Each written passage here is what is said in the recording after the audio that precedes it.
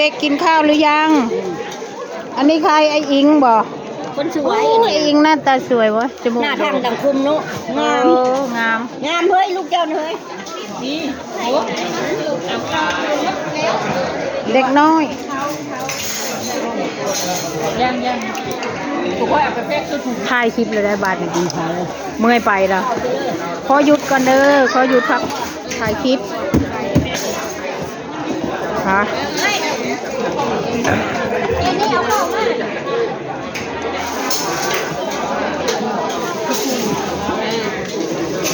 มองได้มองได้มาคุณเก็บยางเจ้าเด้ไม่ได้เก็บบอกอื่นบอกอื่นบอกนี่ไปนี่แล้วทันมาแล้วโอ้โห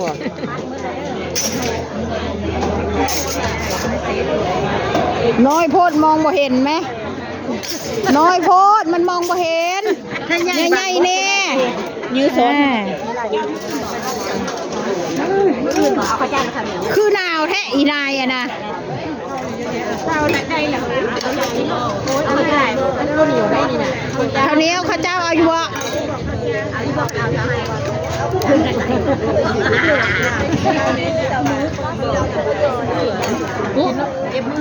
กินแล้วนิดน้อยเลยเราขายคนเยอะมากเลยวันนี้เราเปิดเห็นมากเราเอาไป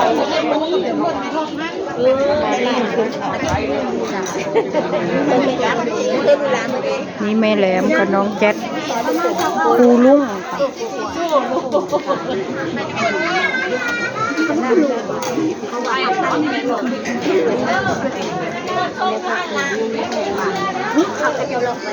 อ้วนบึก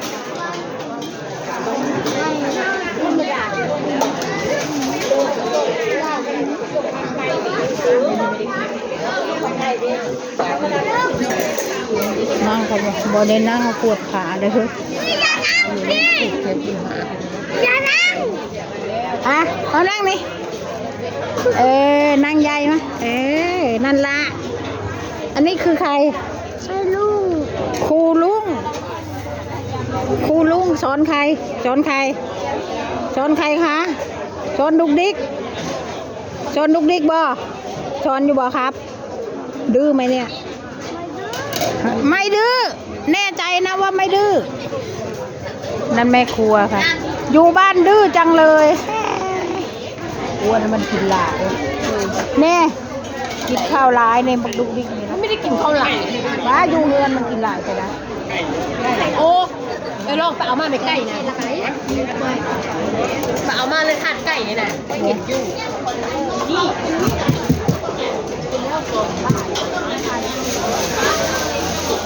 เดี๋ยวต้องเอาถาดนั้นมาใส่คุณลุงเลย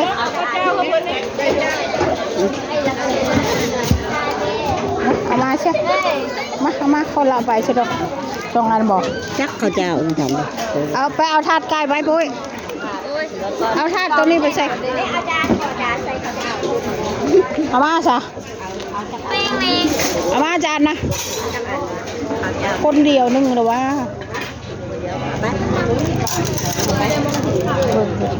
อยู่มองใดวะ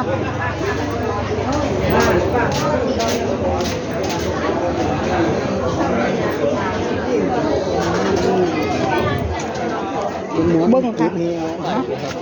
ใครดูเจ้าเบบีให้เด็กน้อยให้จะเอาอย่างแน่ก็แล้วครับส้มตำมาบุเอาอยู่บอกผมกินแล้ว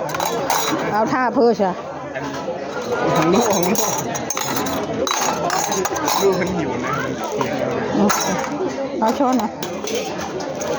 พอแล้วบ่เอาข้าวเจ้าอีกเลยครับกระเทียม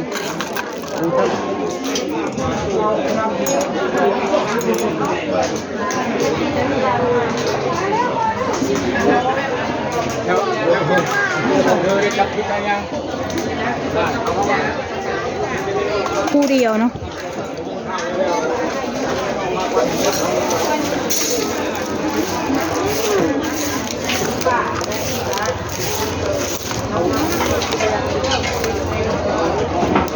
นั่ง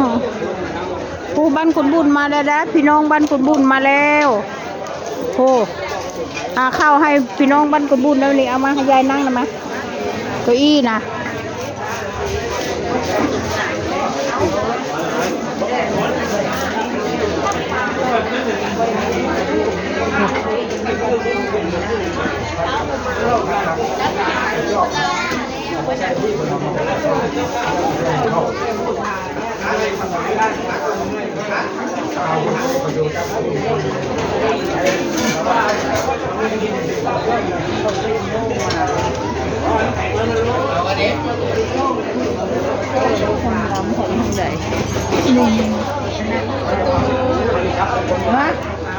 มันบ่มีประตูข้างในมีอยู่ไปทางในเลยไปทางในโลดยืนกินก็ได้บักอ้ายเก่งอยู่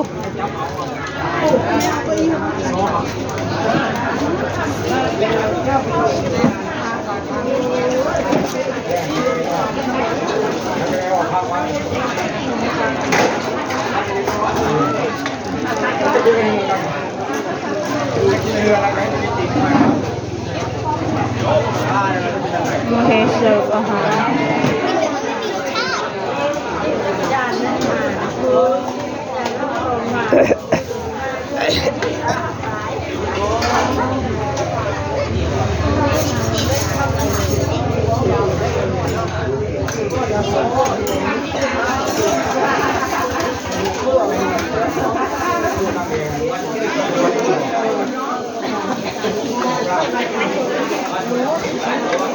คนเยอะทะดายย่าเอ้ยมางานเจ้านะผมแขกเยอะแยะกำลังมาเอาเพอปุ้ยมันเอาเพอ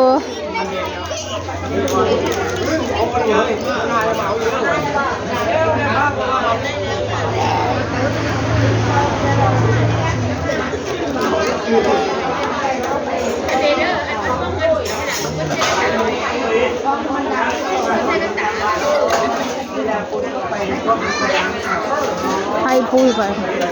ใส่แว่นตาว่าสั้นมองใส่แว่นตามองใส่แว่นตา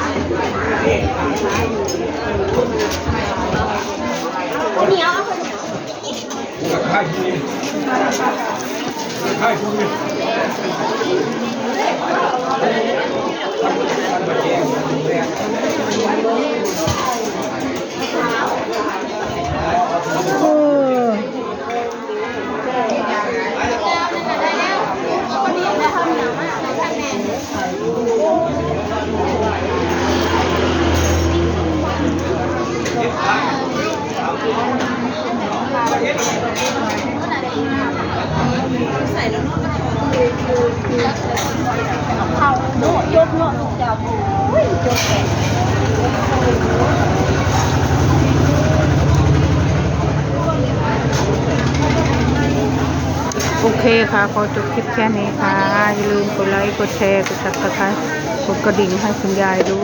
วยค่ะ